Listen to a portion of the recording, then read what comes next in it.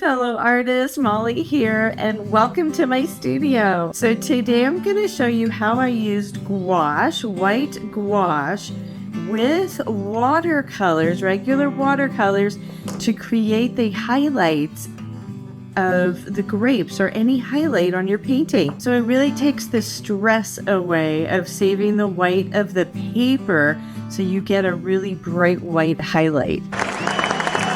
So let's get to it. Okay, so what I'm doing here is some negative painting. I'm actually creating the shape of the grapes by doing the background, the leaves. So you can see I'm doing green and I'm painting with a green color, and I'm getting that, if you can see on the reference photo, I'm going for that really dark green leaf that's in the background there.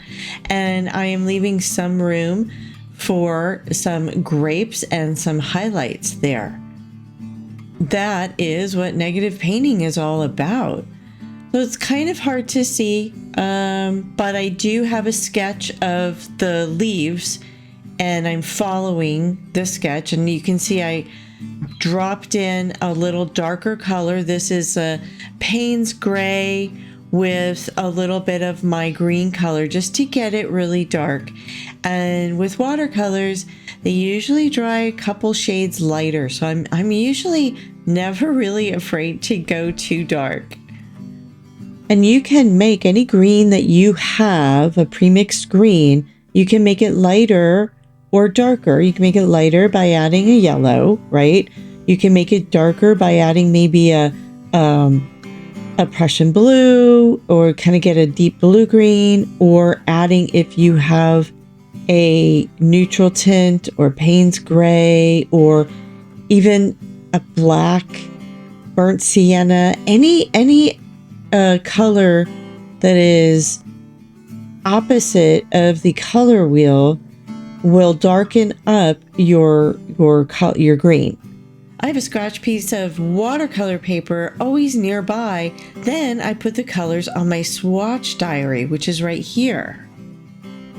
Okay, so if you would like a swatch diary, send me a message or comment below. That would be great.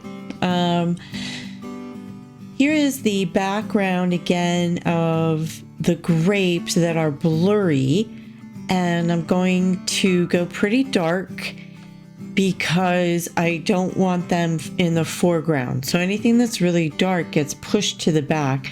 Anything that's a lot lighter will be pushed to the front. So it'll be more like foreground, background. And you can see I'm doing some negative painting and forming the leaf, as well as a little grape there. Now it's starting to get fun. You can see where I did the negative painting, that's all dried, and I've created a leaf, right?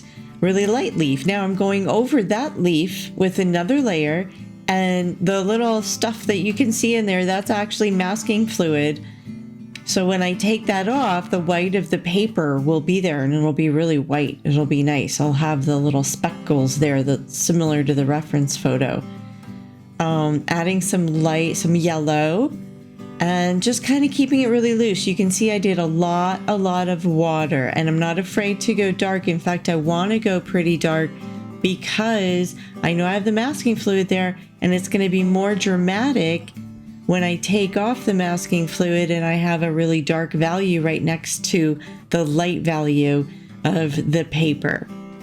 Now, before I do my light values with the gouache, the white gouache, I'm going really dark with, you can see in between the grape. So again, this is negative painting, and I do have some masking fluid on there. So that's kind of that little shiny stuff that you see. I'm basically shaping the grapes. So when I go and I do my light values, I see where my grapes are. And I take off the masking fluid with a rubber eraser. I really don't like using my hands because then you get oils from your hands on the paper. Okay, now the fun part. I used white gouache with the King's Royal Blue to get this color, this current color here of the grapes. I wasn't really liking how they were turning out Like I said, I was kind of fighting the paper. So what I decided to do was just to start by adding gouache and just getting layers in with different values, different colors of blue. So I started with a lighter blue of the King's Royal Blue and white gouache, and you can see I would put some white gouache right over it, and I just kind of kept blending. I would add a touch of permanent red, which is kind of like an alizarin crimson, to get like a purple color, and I just kind of blended all those colors together. A little out of camera here, but I come back up. So I'm adding a little white, I'm adding a little pink, I'm adding some darker blue eventually. If you like this video, please hit that like and subscribe button. It helps me make more videos for you. Thank you. Now I'm ready to get some really light highlights. So I'm using pure gouache, and you can see how it's really loaded up on my brush. Pure white gouache, I should say. You can see how it's really loaded up on my brush there. I am going really light now because those grapes that are in the center are really light, and that will give it depth. Then I added some of the blue. So I got a kind of a really pretty light blue for the center, especially that big center grape is really light. You can see in the reference photo. So this is really just kind of rinse and repeat. I am just doing layers after layers because the gouache dries a lot lighter.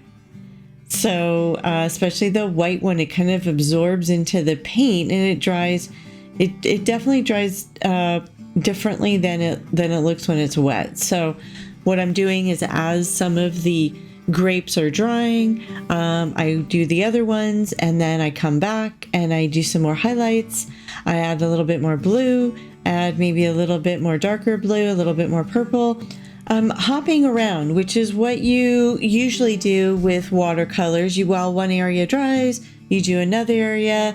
That's kind of really how you paint with watercolors. I know I'm saying I use a royal blue from Daniel Smith. You can use any blue you have. I mean, a grape is a grape, right? Doesn't have to be this exact color blue, as long as you get your values right. So make sure, again, on your scotch piece of paper, you have your lightest blue, your mid-value blue, your medium blue, and your really dark blue. And I talked earlier about how to make your greens darker. You can make your blues darker with a black. You can add a little black if you want. You can add a little bit of red, really deep red, to make a little violety blue. So you really just need to experiment on a piece of scotch paper, play around with your blues, and see what colors you like. You could make these grapes pink, you could make them red, you can make them purple, you can make them any color you want. And it'll look realistic because you've got your values right. So you can see the grapes in the center there, they are staying really light, and I'm really working on the ones next to them, like on the side grapes, because the ones on the side, the one above there, those are darker, and I want to make sure that they get pushed back. So I'm just getting like a light color there, foundation, and then I go over it with a blue. I did the mid-value blue, now I'm going over it with my darker blue and just blending it in to the gouache. So this is really like, this is painting more traditional style painting, I'll say. Not really watercolor painting, but more traditional, where you can do light over dark and you mix white to get your different values. And so this is a little bit more traditional type of painting, which is very fun. After probably 5 layers maybe. Not joking. I'm finally at the final details, adding the little seed things. I don't know what to call them there, the orange seed things. And then I went back and blurred out the background grapes a little bit because they had too much detail and I really wanted them pushed back. And signing with my white Posca pen. I always sign with a pen. There's no way I can sign with watercolors. So here is the finished painting. I hope you enjoyed this video, fellow artists. I enjoyed painting these grapes. Break out that gouache and enjoy painting with watercolors. Thanks for watching, fellow artists. Check out these videos. I think you'll love them. Bye now.